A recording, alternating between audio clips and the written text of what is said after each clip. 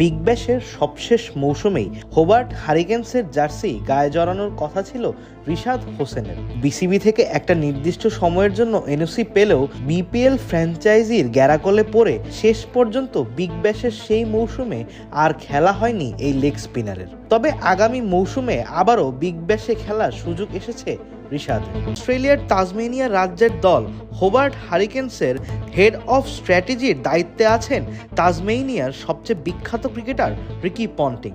সবশেষ মৌসুমে বিগ ব্যাশের শিরোপাও জিতেছিল দলটি। বিগ ব্যাশের প্রথম শিরোপা জয়ের পর হোবার্ট হারিকেন্সকে নিজের সোশ্যাল মিডিয়াতে অভিনন্দনও জানিয়েছিলেন রিশাদ।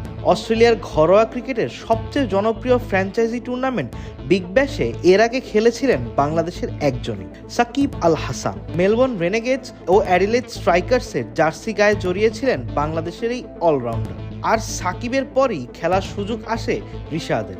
যদিও গেল মৌসুমে শেষ পর্যন্ত খেলতে পারেননি তিনি। বৃহস্পতিবার বিদেশি ক্রিকেটারদের ড্রাফটে দ্বিতীয় ডাকে রিশাদকে দলে ভেড়ায় বিগ ব্যাশের বর্তমান চ্যাম্পিয়ন হোবার্ট।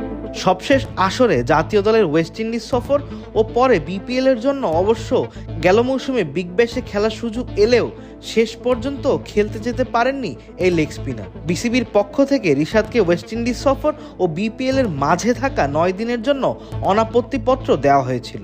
বিপিএল এ তার দল ফরচুন বরিশাল জানিয়েছিল আরও কিছুদিন বাড়তে পারে তার এই ছাড়পত্রের মেয়াদ। নানা ঘটনা প্রবাহে পরে আর বিগ ব্যাশে খেলতে যেতে পারেননি রিশাদ। পরবর্তীতে নিজের নামটিও সরিয়ে নেন রিশাদ। এবারে ড্রাফটের আগে বিগ ব্যাশের অফিসিয়াল ওয়েবসাইটে বলা হয়েছে পুরো মৌসুমের জন্যই নাম লিখিয়েছেন 23 ছুঁই লেগ স্পিনার।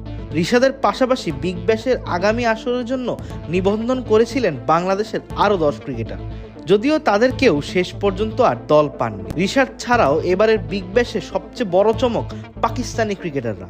6 জন পাকিস্তানি ক্রিকেটার এবার অংশ নেবেন বিগ ব্যাশে। শাহিন আফ্রিদি খেলবেন ব্রিসবেন হিটের হয়ে। বাবর আজমের সঙ্গে চুক্তি করেছে সিডনি সিক্সার্স। মেলবোর্ন রেনেগেডস ও মেলবোর্ন স্টার্সের হয়ে খেলবেন হারিস রউফ ও মোহাম্মদ রিজওয়ান। হাসান আলীকে ড্রাফট থেকে দলে নিয়েছে অ্যাডিলেড স্ট্রাইকার্স।